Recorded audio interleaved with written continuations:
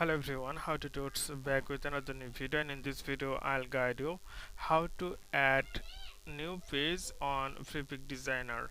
So if you enter this website freepik.com/designer, then you'll get the interface like this. Maybe I changed the artboard color and I want to get another page. So what you need to do, you can add new page in two ways. First of all, it's really easy. You can see the add page, this icon. Once you click here, you can see it's another page, but it's not visible here. But this is, you can see the page too. So this way, this is called a layer.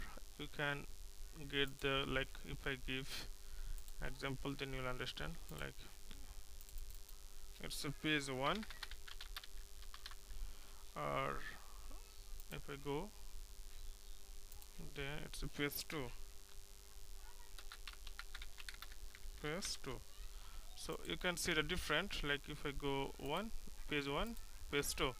So you can add more page like this way. And another thing is, like, you can click a page, then you can get, or you can see all the page here. You can add more page here. You can more page, you can get, also you can type here, you can get more page.